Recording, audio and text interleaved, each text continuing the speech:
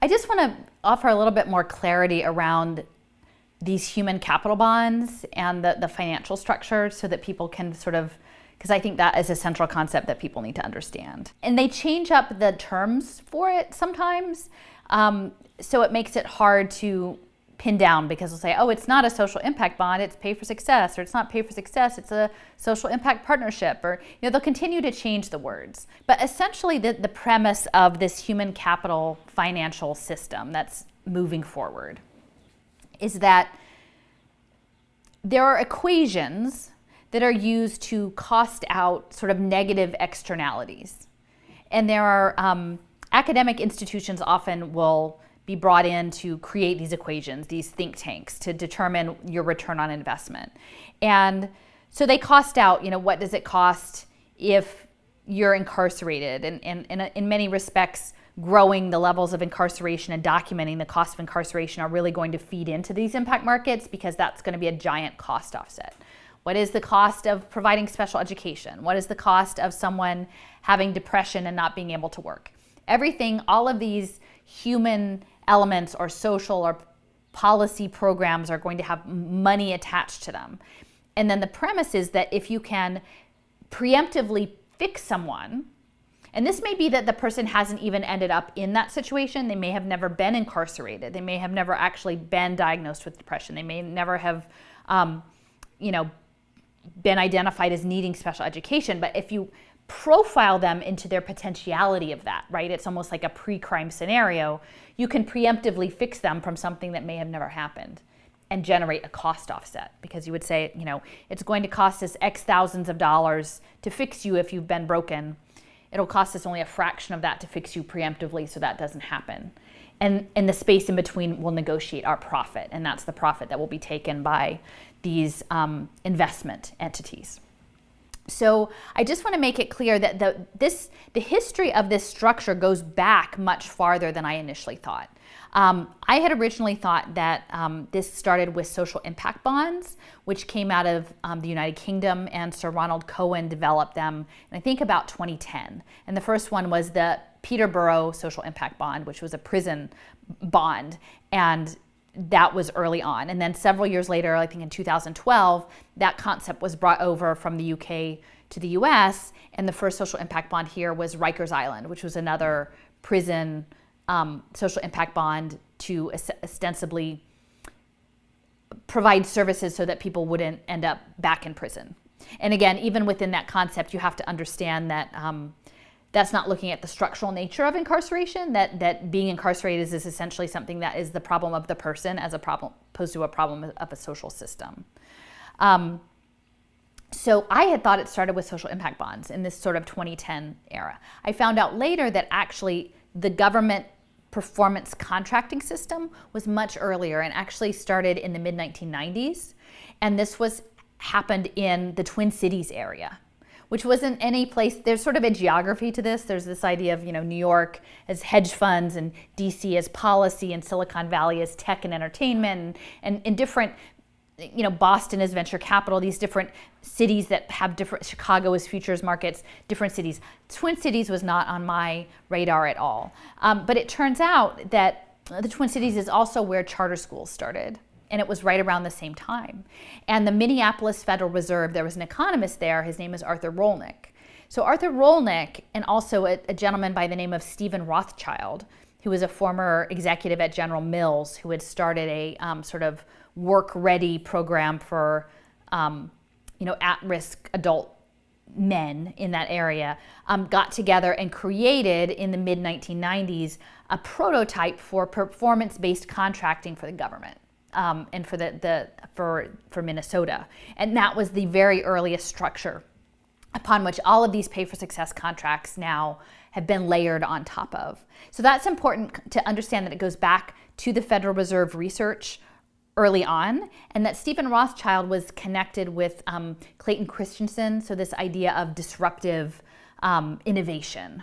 And it goes back to this early stage. And it's important because one of the major players in this space, in the development and use of philanthropy to catalyze social impact finance and human capital data analytics is coming out of Silicon Valley. And the Silicon Valley Community Foundation is the largest community foundation in the country, if not the world, definitely in the United States. And it cycles lots of tech money, and a lot of that is actually also in cryptocurrency. So it's a huge behemoth, and it's sort of a slush fund. The money goes in and it sort of mixes around and then it can come out, and it makes it harder to track what money is coming from whom and undertaking which programs. But that is a central feature. And it was created by combining two large pre-existing foundations in the Bay Area to make this community foundation. And the first director, his name was Emmett Carson, and he came out of the Minneapolis area to come and run. And then in 2012, in this Santa Clara area, which is a pilot for a lot of Pay for Success, they actually brought in Stephen Rothschild to talk about this model of performance-based contracting. So within the geography of how these innovative systems of finance work, it's important to understand the role of Art Rolnick and Minneapolis, because Art Rolnick later ended up partnering with several important individuals on something called the Invest in Kids Working Group. And if you're going to create a human capital market, you want to maximize, and it's based on human capital data, you want to maximize the amount of data you collect. So their framework is that they would emphasize on early childhood education because that's starting early. Actually, at this point, they're actually backing up into prenatal and home visits for pregnant mothers. So that's about as early as you can get in terms of like conception to get the data. So it's backed up even further, but there's a profound focus on sperm. I mean, that's... Yeah. But the being, it's these home visits, which are showing up all over the place, and I'll talk about that in a minute. But early childhood and pre-K is a focus. And I think also if you can start to shape the mindset of that generation, knowing that many of the timeframes for these larger systems transformations are projected at 2030, 2035, these pre-K kids now are going to be the adults of that future, and you need to groom them in that model. You need to bring them along from the earliest age. So this Invest in Kids Working Group was a connection of Arthur Rolnick from the Minneapolis Federal Reserve. He was the research economist. Jim Heckman, who I had mentioned previously at University of Chicago, Nobel Prize winning economist in human capital, and also Robert Duger. And Robert Duger was a manager of capital for Paul Tudor Jones, who's one of the largest hedge fund managers, Tudor Capital Investments, and he has his own funds. So we have to understand that these human capital investments are integral with not only global capital markets, but specifically hedge fund markets. So, and those hedge fund markets depend on movement of data, continual movement of data for the gambling and the betting and the derivatives. It's not just venture capital that you're going to put money into developing a company or a business over long-term patient capital. No, this is stuff that's moving constantly. And that's why this idea of hooking people into Internet of Things sensors and devices and recalibrating your understanding of their value, their economic worth in real time is so important to this process pursuing. And it's a very grim and sort of brutal process. I mean, I don't want to in any respects say that I'm okay with this, but you have to understand the mechanics to understand why you have kindergarten children with clever badges and why you have pre-K kids on surveillance play tables. It really ultimately is both to serve the hedge fund markets and to train up these kids to live in these virtual environments, these coded worlds that are in the pipeline for the fourth industrial revolution circa 2030. Tell me about the Harlem Children's Fund. So the Harlem Children's Zone, that has been in place for like 30 years. And is this idea that there's this geographic zone in Harlem where sort of it became an area that private investors could invest in community-based services delivered to the residents of Harlem, many low-income residents, many Black residents. It involved privatization of their public schools, often through charter schools, but also wraparound social services supports. Which in many respects seems like a wonderful thing, right? But again, I would say it's being framed as a human capital market. So what the Harlem Children's Zone, it was backed by Stanley Druckenmiller, who was another hedge fund manager. He worked closely. He managed one of George Soros's funds. Together they shorted the British pound for like $1 billion. So that's the kind of work that they do, and they're involved in this social welfare program in Harlem. Again, over the course of 3 decades. Paul Tudor Jones, who Robert Duger with the Invest in Kids Working Group had worked with for quite a number of years, another hedge fund trader, his charity was called the 𝓊𝓇 Foundation. It is called the 𝓊𝓇 Foundation. And it is sort of one of the most sought after sort of peer groups of the hedge fund trader philanthropy community in New York. And every year he has a giant gala, and Oprah Winfrey comes, and all of the people come, and it's the place to be is at the 𝓊𝓇 Foundation Gala. So the 𝓊𝓇 Foundation is pouring money along with Stanley Druckenmiller into the Harlem Children's Zone for these social welfare programs. What has come out of it over these decades of like studying these folks as sort of test subjects was a set of equations. It was a book that was like 168 pages long that had return on investments of different types of investments in poor people. So if you gave a poor child, a low-income kid, glasses, this was your economic return. If you treated their parents' addiction, this was the return. 168 pages of cost offsets based on investments. So essentially that is the manual that once this scales well beyond the Harlem Children's Zone, in order for these hedge funds to play the game, the rules have to be clear. There have to be a clear understanding of what the returns are and what the metrics are, and it's all agreed upon. If the rules aren't clear, no one's going to play the game, right? And they need the game to go on. So all of these systems were put in place to standardize the terms of the game. Now, Geoffrey Canada led the Harlem Children's Zone, and it's interesting because Canada and Stanley Druckenmiller were both at Bowdoin at the same time in Maine, small school. And so they were very tightly connected. Now, Canada has since sort of stepped back from the Harlem Children's Zone, but is working on consulting, and is consulting in Promise Zone neighborhoods that have been laid out in federal legislation as sort of these investment zones all over the country. And these promise zones and also later opportunity zones have been set up to accept this sort of private investment in human capital.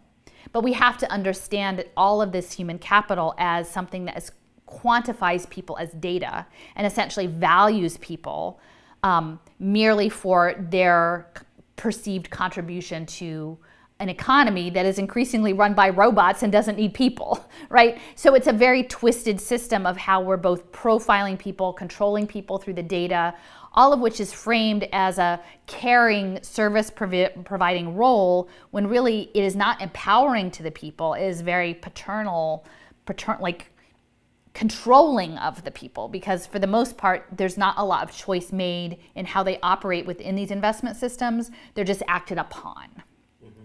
And so it's just, I think within this historic perspective, there's a reason why this happens in Harlem, right? There's a very specific reason certain communities are targeted for these interventions. And to believe that these hedge fund managers, including Paul Tudor Jones, who got his start in cotton futures specifically, you have to understand it within a continuum of history to make sense of it. The other piece is that I had mentioned home visit legislation. South Carolina is the pilot project for this nurse family partnership home visit program tied to Pay for Success Finance also. As part of this package, and this is partnered with South Carolina Medicaid, they were slipping in this app. It was a behavior tracking app called Goal Mama. And this app was actually developed by the wife of Pierre Omidyar. Pierre Omidyar developed eBay. And she has like a patient compliance neuro research gamification program going on. And so they developed this app, and it was sort of, pitched as they would solve poverty, because all you need to solve poverty is a nudge, a digital nudge at the right time to make you make the right choice, right? It's not looking at structural analysis, it's merely imposing from the outside these coercive digital measures on vulnerable communities. And this was embedded in the Nurse Family Partnership Program in South Carolina. So again, South Carolina, like a center of, Black resistance to slavery. Like there's a reason why these different geographies are targeted, and there's historic overlays to that. These home visit, there's a significant home visit legislation that's happening all over the country now that's being pushed really hard, including like having people in the homes of women like a few days after childbirth. And the question is, to what end? Is it to get this predictive analytics data for these investment programs? Can people refuse these programs? Is it going to come with a digital identity system for these children? Because the state of Illinois has actually piloted blockchain birth certificates with 𝓎𝓊𝓃𝒾𝒸𝑒𝑒, which is a Salt Lake City based company. So they're talking about blockchain birth certificate programs already. And then how do we extract from this? How do we keep our families and our kids out of this data analytics systems? And I will say it's a challenge because I come at this from a more left-leaning side. The people that have been the strongest confronting these overreach and these home visits have been conservatives, and many mothers, and very well organized. And for that, like I'm very grateful for them to stop this overreach. I mean, it would be one thing if these programs were voluntary, that you chose to do them. It would be another thing if it wasn't involving pay for success.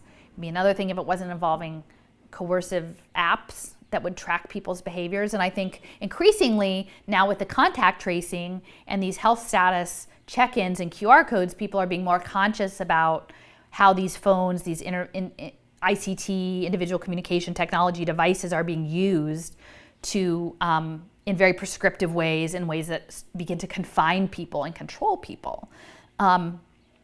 We need to be having really robust conversations about what's going on here, because children are, I have this banner that I keep taking out with me. I'm like, children are not impact investment commodities. They're not data commodities. They're children. And I think at a very fundamental level, across political spectrums, like we should be protecting our children from these systems, all of our children, and not just like my child, but like we should be standing up with the people who are most at risk in these situations. And I think there's a lot of concern within the context of the pandemic dialogue of family removal, family separation, a lot of uncertainty about how this is actually going to play out. But I think, this will disproportionately impact frontline workers, workers in care industries, many of those precarious workers, people who are Black and brown, Indigenous folks who are going to be at risk on the front lines. And how do we protect their families, their family units?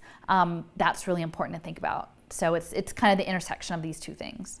If you're talking these investment markets, everything is about virtualizing life in social relations and uploading it as data on a dashboard. And it's very important to understand that these dashboard entities, like who they are, like who's creating the dashboards that are going to run our lives. A big force in this is Salesforce and Mark Benioff. So he's a big person that's backing these data dashboards. Also, Microsoft and Ballmer, they have these social solutions that are going to, if you're going to do these performance-based government social welfare, privatized welfare contracts, you need them on a dashboard. And so when you hear gap, essentially a gap means you're going to take someone's data from this point and try to close it, right? Like that's how these performance contracts work. You'll say, look, if you close the gap, we'll pay you. If you get the gap closed to this amount, we'll pay you this much. You close it to this amount, we'll pay you this much. So it's a way of engineering humans and communities on dashboards. And once you create a global market around poverty management, around gap closing, you really have no incentive to stop the gap. Like once the gap is closed, the game is done. Like we're just done with the game. The gap can never close. So the gap can shrink and expand and be managed and moderated. And if you understand that the investors in this are hedge fund investors, some of whom will likely, that the debt on this privatized social welfare will be securitized, and that there will be people who are actually shorting these deals. So there will be people betting that the deals work, that the interventions work, but there may also be people buying the debt, betting it won't work, right? And that totally undermines this idea that we're only paying if things work. Once you securitize the debt and people are betting against it, it's the whole thing. Like it's a catastrophe, right? But the idea of dashboards and gaps are critical. They will never eliminate the source of their market. It's not logical to think that the global hedge funds would create a system that would ultimately stop their market. If it's profitable, you will grow that market. That's just how it is. That's the logic of the market. If it's profitable, you will create more poverty that's managed. That's just how it is. We're a city of high poverty. I'm in Philadelphia. Right. So we're identified, and we actually have been specifically called out, like the Philadelphia Economy League wrote a white paper in 2016 saying that we're going to be the impact economy. Like, we are so great because we have a lot of poverty. We have a lot of people who love innovative finance and a lot of rich people. And you know what? Like, if you've got a lot of something, how do you make money on it? So they're going to make money on poverty with pay for success finance. And you know, when I talk about metrics, there's this metrics books that's connected to the Robin Hood Foundation, but there's other ones too. So a lot of these programs run on public-private partnerships. That public-private partnership model is instrumental in the pay for success piece. And because that's the outsourcing, that's to say, like, oh, government doesn't have it to pay for itself, but we'll outsource it and we'll just pay if it works. There are going to be these new companies that will be these hybrid corporate for the public good. They're called benefit corporations. And some of them are out there and they're like warm and fuzzy, like Ben & Jerry's, and you know, they'll sell you like shade-grown coffee and fair trade textiles, and like they're framing it as sustainable development. These benefit corporations that are checked off like on the boxes of like being good corporations and get these certifications, but really these benefit corporations are going to be used for these privatized partnerships, and a lot of the charter schools in California are registered as B Corps. The B Lab was funded by the Rockefeller Foundation. It's out in Berwyn, out on the main line, and they've done their own metrics. So they've set all of their own rules about how things will run with educational technology and the success metrics that'll go along with that, and that keeps the rules of the game clean and going.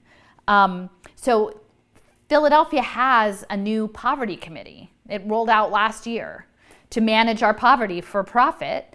And I testified several times, both on education and on housing, about the problem that we have regional workforce development plans that are in place now that say of the top 12 high growth positions in the state of Southeast, or the part of Southeastern Pennsylvania, in our region, only 2 of those jobs were paying, like, there was a $30 an hour job and a $50 an hour job. Those were managerial class, and everybody else was like 15, 12, 10, and 8.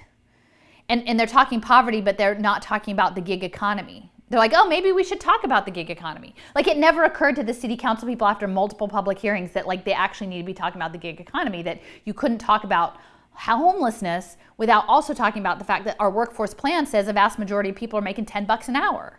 Like, so to me, that indicates that there is never an intention for people to be economically independent, that they intend for people to work at Walmart and McDonald's and at these subpar wages and then maybe get this UBI surplus to try to scrape by, but they will never be independent. And a piece of that that's part of this poverty committee is something called the Benefits Data Trust. And it's in several states, and I'd have to refresh my memory about it, but it is about sort of connecting people with benefit systems. And that is what I would say is, like, my thought process has changed when you understand social welfare as a human capital impact market that's being run by big data and big finance. Suddenly, this idea of the government taking care of people becomes a lot more sinister if the taking care of part involves apps on your phone and tracking and biometrics and putting your snap on blockchain. It's a very different thing than we were led to believe growing up. And so will we stand down and just cede all of the autonomy of people to make their own way, like to have their own path and to support each other in that? And I think the world that we need is a world where this wealth that is locked up in these small numbers of people in this transnational global capital has to come down, redistributed. And it should not be redistributed through these impact investing schemes, because that's incredibly predatory. And again, the data that's coming off of all of this is feeding into AI. And I think that's a terrible thing. That's coming through IXO Foundation based in Switzerland is part of this, these blockchain identity systems, and they intend to feed the Internet of Things data that's tied to the human capital analytics into something called Ocean Protocol that will be used specifically to build AI. So like they're mining poor people for data to build the singularity. And like no one's gonna get it until it's too late. It's just. Can people opt out then? Well, so I think our question is, and this was my struggle in education. I kept thinking like, okay, so I refused Google Classroom for my child. Like, I was probably one of the only people in Philadelphia who didn't use Google Classroom. It was pain and my kid was very accommodating for that. But it was difficult, right? They want you to do the thing, but we could still do that. They managed to make it out before we turned education into a series of stackable badges, which is what's coming with this learning ecosystem model. Great. What happens if you, and the thing with this pay for success finance and learning ecosystem model is we have to understand that the voucher, like the SNAP voucher, that's going to be your education voucher. And they're going to say like, oh, you can be a free market person and buy your own education. You can make all the best choices with your voucher to buy whatever you want. But really most of the stuff you're going to be able to buy is like cheap, terrible online curriculum. And navigating that, the rich will be able to supplement those vouchers with their own money and the poor will be stuck doing work-based learning in very difficult work situations, I believe. And then the entitled kids will get to work at law firms and stockbroking houses or whatever. Like that's how it's going to go. But once they have these vouchers, they will be coming after the homeschool kids and the unschool kids because the library will be issuing badges and the community theater will be issuing badges and they will be sending the data back because they're going to get paid back off of these pay for success contracts too. So all of the things that homeschool, like traditional homeschool and unschool families had access to will get co-opted. So okay, so say we just step outside of all of that and we build a whole parallel education system that doesn't take the vouchers, that's completely independent. Okay, well then your child gets to be 18 and has no badges. In a world that demands badges. Like, every kid that graduates, maybe, in 10 years, everyone graduates with 200 badges. Well, you've got the unschool, like the hardcore unschool kid who has no badges. Where do they go? When a global economy is increasingly mediated through AI, human resource stuff. So we have to build a whole new thing. And I'm not saying any of this is easy, but what I feel like in this world that's coming, there will be the tiny bit of billionaires. There will be a cohort of people who are the data analysts that run the dashboards and manage the people who run the dashboards. And they will be essentially oppressing people. Like their job will be to manage the oppression. And then there will be everybody else who will be the oppressed.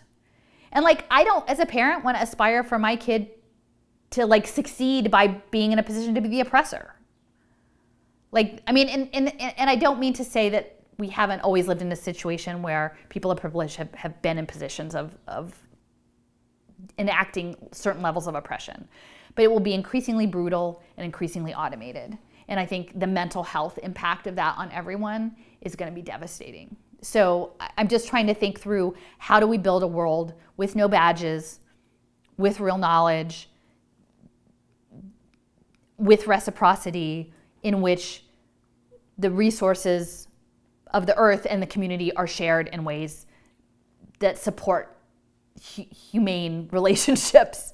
And that's I know that's not tall order. Maybe humans are not that good at that. Maybe I should just like throw it in with the robots. But like I don't want to be with the robots right now. I'm like still resisting. How do people get paid then? So I'm an investor.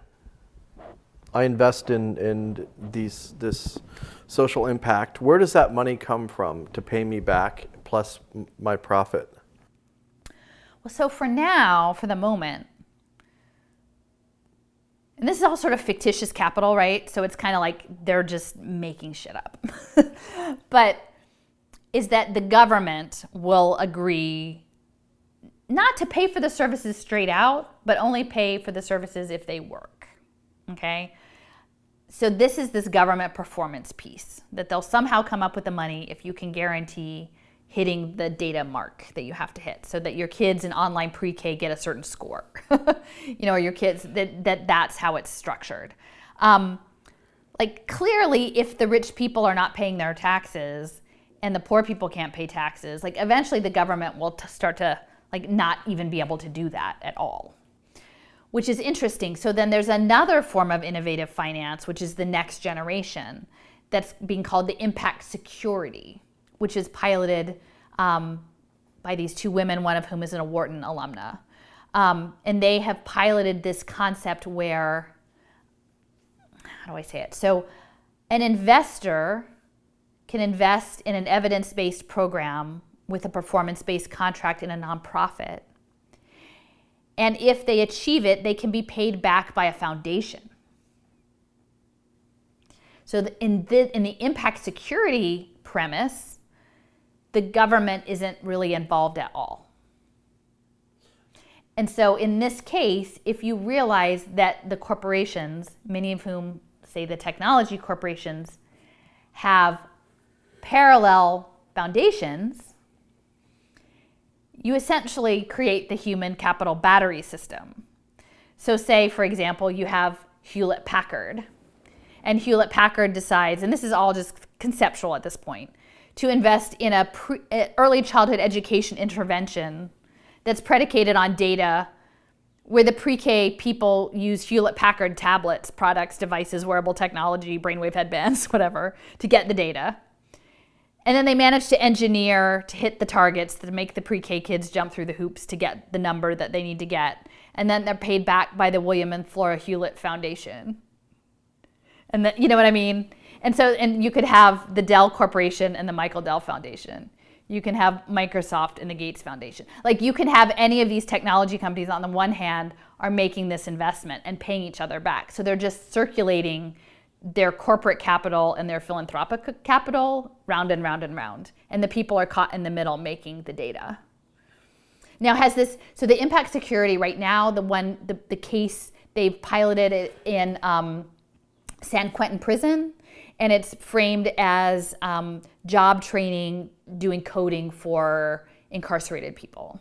And they say, oh, look, we're doing this great, we're training people who are incarcerated to become coders, and they'll get good wages, and we're paying them more than they would get paid otherwise doing other types of prison-based labor. So it's a win-win. And but the impact metric for that security to be met isn't that when upon release those individuals get a stable job in the tech industry. Like that's not the success metric. The success metric for the deal is a certain number of hours worked, right? So that's what I'm saying. When you structure these deals, you can structure them in ways that you can define success in the terms that work for the investor, not for the person who's caught in the deal. And for the most times, the people who are caught in the deal are people with very little power when they're individual and isolated.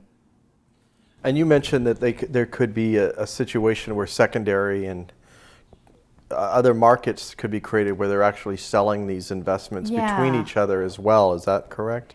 Yeah, so there's another, and this is still incipient, right? Like, so some of these, there are actual proofs of concept. Some of them are sort of piloted out on paper. There's a platform called Alice SI that's based out of the United Kingdom. That's a blockchain investment program in human capital, where I think ultimately the idea is that, speaking of which, you don't necessarily need a government investment. You might not even need a corporate investment. You could just have a rich person investing in a poor person, okay? And this would be done on blockchain. And that there would be tokens, and this is another way of using these tokens to demonstrate compliance and performance and gamification. And that the tokens in this, there's a white paper from this Alice SI platform that talks about securitizing secondary markets for these tokens, these investments in poverty interventions, evidence-based poverty interventions. So they are specifically talking about developing secondary securitized markets on that tokenized debt. I don't know at this point if they have actually done securitization on that yet, but definitely they're trying to figure out how to do it. And the other piece I want to mention is in terms of a proof of concept that is troubling. So I had mentioned IXO Foundation was backing amply this pre-K blockchain identity system that was tied to attendance and payments to people based on pre-K attendance in Cape Town. IXO Foundation hosted a bunch of impact investors and blockchain people about a year or so ago, and they developed sort of these new, partnerships. And one of the partnerships they developed was with something called 𝑖O2 Foundation, or also it goes by Shanzai City, and it's based out of Hong Kong. And the guy who's in charge of that was educated in Hong Kong and at Columbia University and London School of Economics. So these are very much global players. What's come out of that partnership is actually a way of triggering impact tokens for poverty management programs using video, facial recognition video in people's homes. So in this case, I had mentioned these home visit programs are the pregnant mother programs, the Goal Mama app.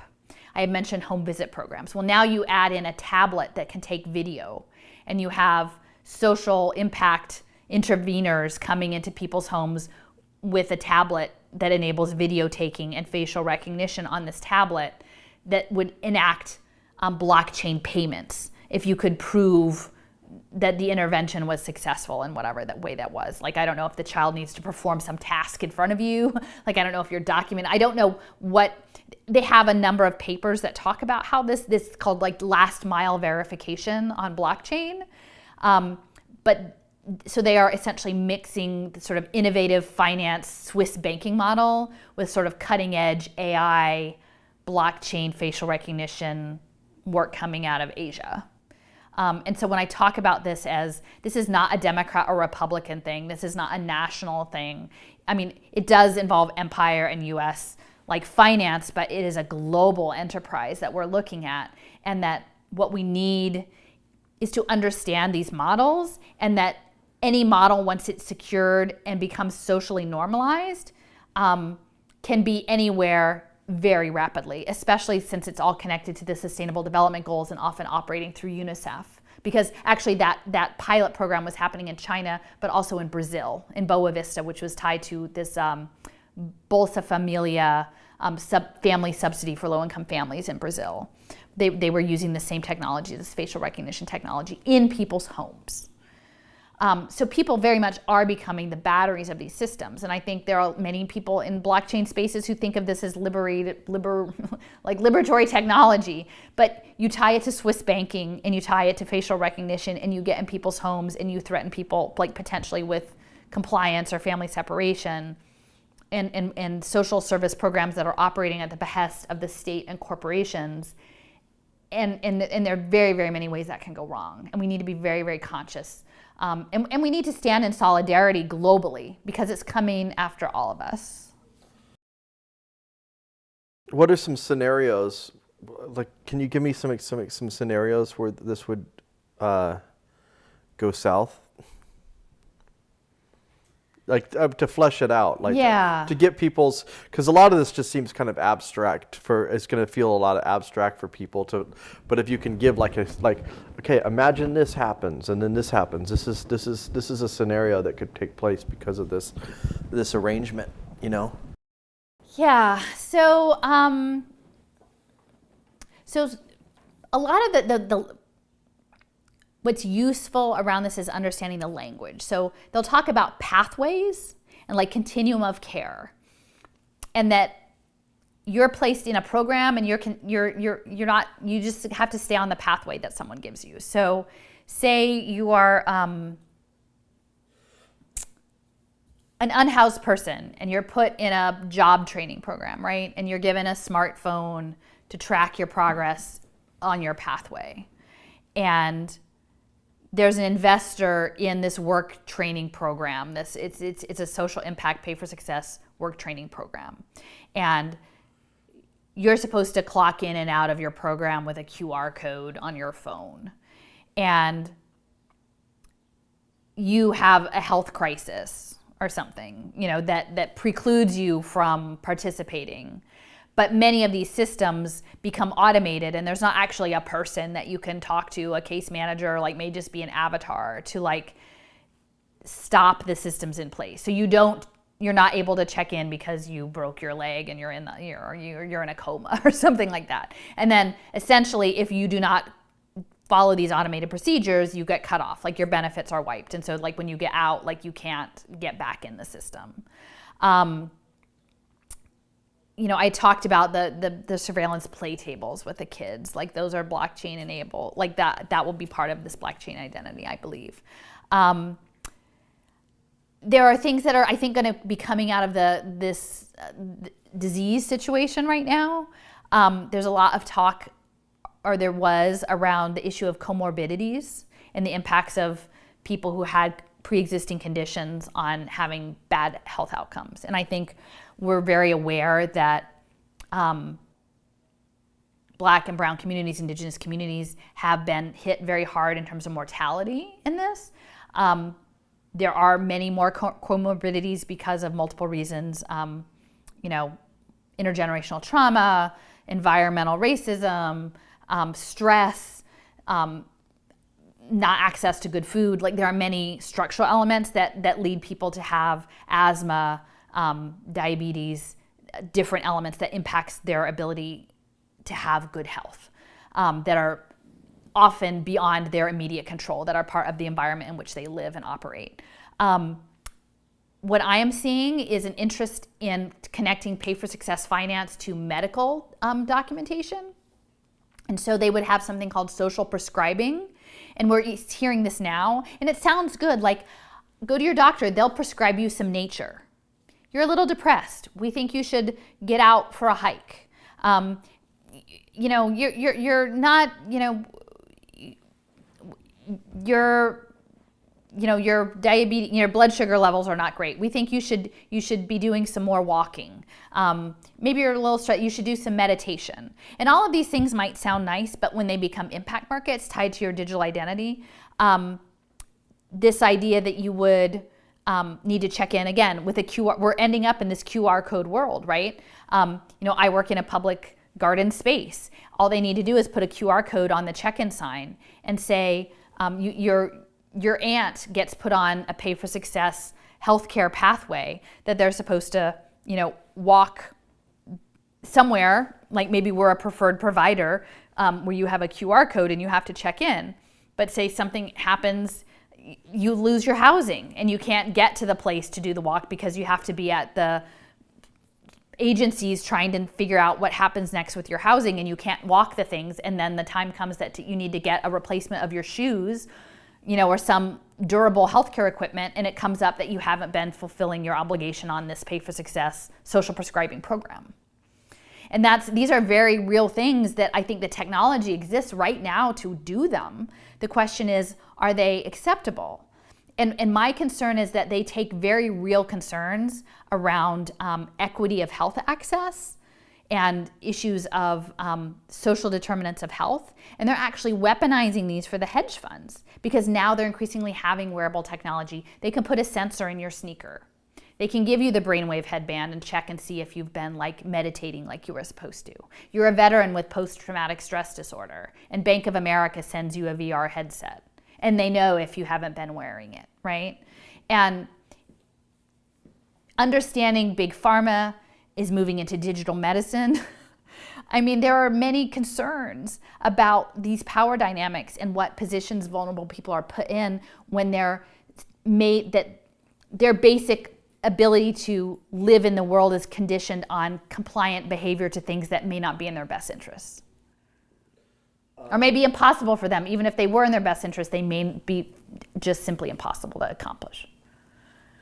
They could say, well, those are, you know, yeah, the system's not going to be perfect, and there's going to be some people that get falsely punished or whatever, but those are kinks we'll work out of the system. But there's something like larger, like just the whole system itself. The idea that, you know, that we are no longer sovereign individuals that have like rights to privacy and freedom. That we are basically subjects to this impersonal, inhuman system. You know, that's what scares me. Well, I think this idea of isolation too, I mean, and that's something we're living through in this moment, is being disconnected from people, from community. These systems rely on data extraction and fracture people, atomize people. They need people to be independent operators so that they can then enact these pathways on them. If you had mutual support, if there was mutual aid, if we could rely on each other, then this model wouldn't work. Like we would have alternatives to this model. And that's why I think that the concept of mutual aid is so important. Like that social solidarity is important, not a paternalistic model, but one in which people come together as equals and in care, like in fundamental care for each other as human beings, and care for the world around us and nurturing all of that. This is extractive and controlling, and it's all based on money and control systems. It is systems engineering. It is human systems engineering, and that's what goes back to what Norbert Wiener realized that he had built and bought, is that literally they're turning us into robots as robots replace us, with this ultimate goal of maybe having no human beings at all. Except maybe, these billionaires that upload their consciousness to some thing, like the Borg. It's a very twisted worldview. And I firmly believe that sort of an ecofeminist, like earth-based, caring-based is the counter to that. And that it is a worldview situation. It's not like we're gonna just tweak this and make sure that Goldman Sachs, isn't like you would have to stay on top of Goldman Sachs every damn day to make sure that they didn't tweak the equation to like better their bottom line at the expense of toddlers. Like that's just how this is, especially once you start to automate it, because the code will be built into optimizing it for Goldman Sachs, not for the toddlers. It's just, that's how power works.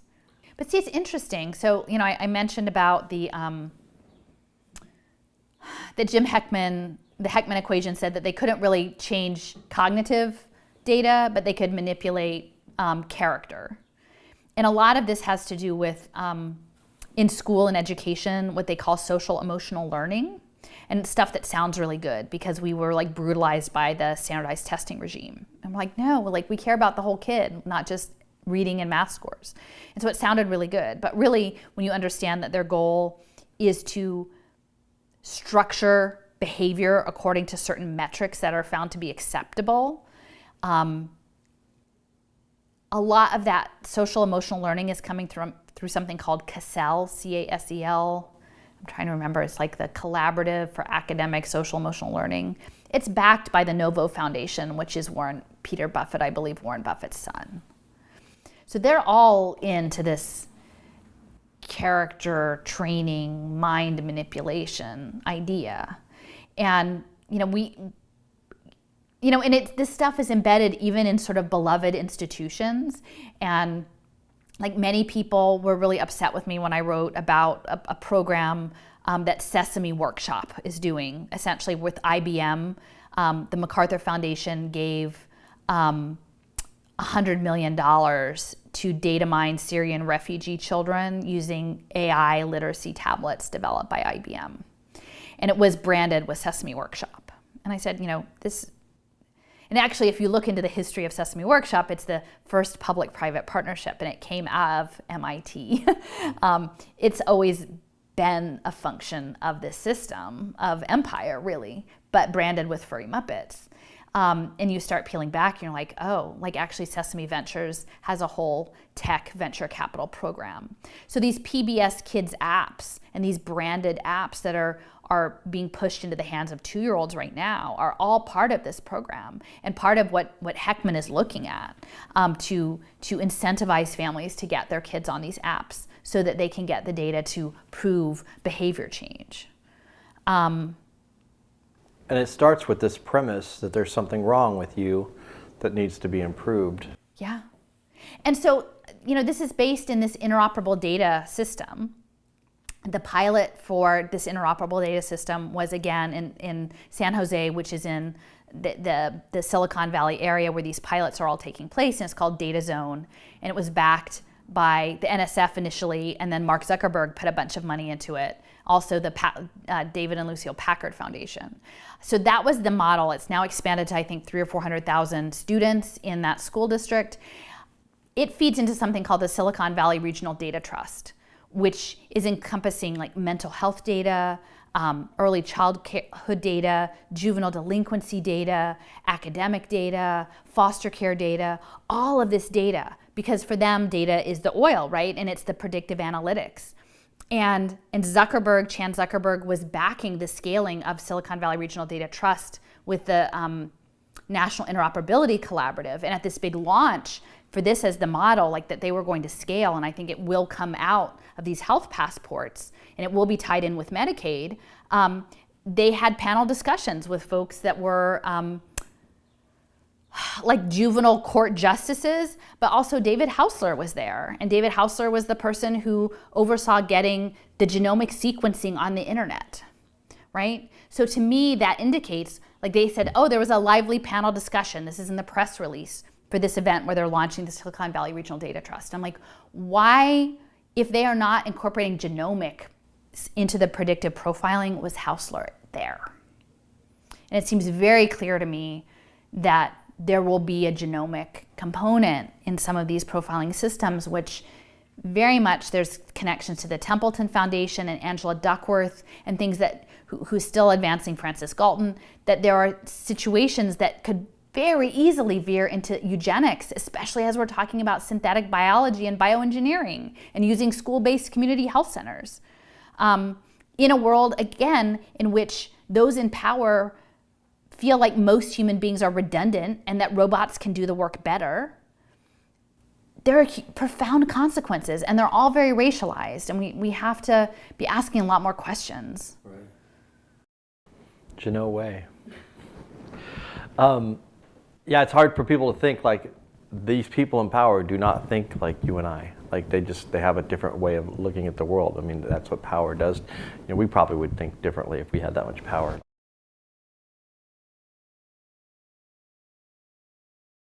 So the other piece of this I do want to mention, this is another equation. So there's all these different equations out there. So like Columbia University has an equation about social emotional learning that has, I can't remember, like 11% return on investment. And there's the Heckman equation, which is the pre-K equation.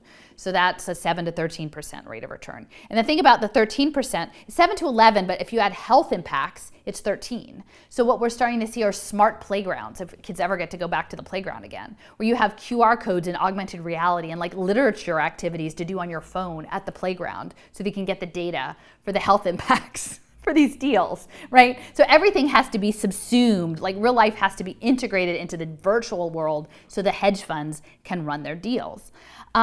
Another equation that's really vitally important to understand is connected to ACEs, which is adverse childhood experiences. And there are metrics associated with that and the scoring. So this comes out of 𝓍𝑒𝓊𝓃𝒾𝒸𝑒𝒸𝑚. And I want to say just very clearly, like I know that there are very clear direct health impacts of childhood trauma. You know, I know that it affects my own family. So my question is, once you've put that on a metric, it gets tied in with pay for success finance. And then you're scoring people. And it also has like genetic components and epigenetic trauma components. So it's very important because in California, Gavin Newsom is advancing screening for ACEs through Medicaid.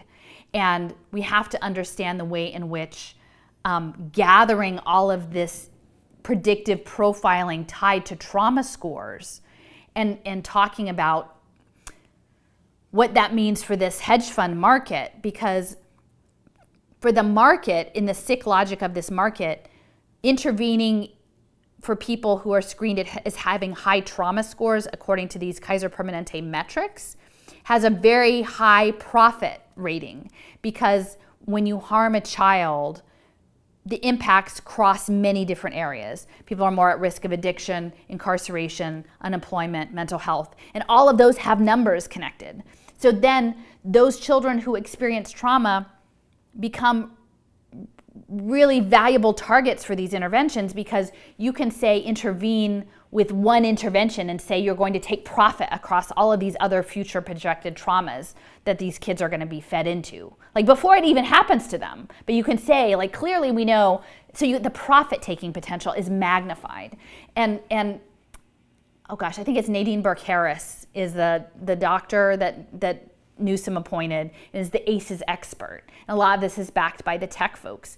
She's gone over to Scotland, and Scotland is like the first ACEs aware nation. And so they're being set up. They pushed back in Scotland that they were going to have a minder for the children, that at birth, children were going to be assigned a minder that wasn't their family, that would oversee their well-being, and monitor, like, in their homes, these families. And they were pushing all of the social emotional learning and profiling in ways that within these markets, it wasn't about protecting kids. It was actually about like managing families and managing this data and trauma for these capital markets in ways that were really, really dark. And I wrote a big piece. Actually, the other piece of the ACEs is there's a Dr. Layard in the UK who wrote the equation for depression, a return on investment, about the impact of depression on underemployment or unemployment. And so they created that equation, and they used it to scale the mental health provisions for the National Health Service in the UK. They used that justification of the offset of depression. But most of the therapy that was offered was just like digital cognitive-based CBT therapy. It was not other types of therapy. It was only therapy that could deliver the data for the impact markets. So anyway, it's very broad, but I want to say that there are all of these equations, and many of these equations are coming out of very esteemed institutions, right? They're coming out of Columbia, they're coming out of University of Chicago, they're coming out of London School of Economics. They're stamped with sort of the seal of approval of the elite, and that is the hegemonic structure. And the thing about these digital platforms is that, like, there's quite a bit of research that indicates screen time has negative mental health impacts. I mean, I think many of us who are trying to like live in these Zoom worlds or like navigate this stuff are feeling like after 8 weeks how draining it is to try to interface with people this way. It has very significant negative impacts. So the idea that somehow we're going to like do education now online, like beyond the data mining and the surveillance piece, is like the mental health piece. You know, I'm worried that actually what is happening now, because we're hearing a lot about like, oh, we need a lot more mental health in schools coming back because the kids are all traumatized. And like, it sounds like being in schools will be really traumatizing, is that Obama gutted FERPA, which is it's like HIPAA, the health privacy protections for educational records. So when these services are delivered in a school-based setting, actually this much less rigorous protections are in place. HIPAA does not apply in school-based settings. So we're looking at, like, under the framing of community schools and community health centers based in schools, that it puts students in a position of having data collected on them, potentially mental health data that could be very problematic in ways that is much less protected, and could potentially be used to profile them into interventions. I think there are questions about if, not only with mental health, but other like wraparound service interventions that are proposed for families, if families decline, will that put them at risk of social service intervention? If they're, you know, what we're looking at now is, there's a company called 𝓚 that's developed like the first ADHD prescription video game treatment. Like, so big pharma is getting into prescription video gaming. So like, what if you have a kid who's stuck on devices in a school and is unhappy, and then the school says, well, we think your child has ADHD, we've screened them into this intervention, you need to log them into 𝓚, you know, to do this prescription executive function training video game, on, you know, or else you can't be in the school. And if the parents refuse these interventions, which are increasingly, the line between mental health interventions and academic are blurring through these digital technologies, like, can you say no? And like, who's investing in this stuff? It's these venture capital monsters, you know, who essentially break people to fix them, to make money, to break them again to fix them. Like, that's the cycle we're in.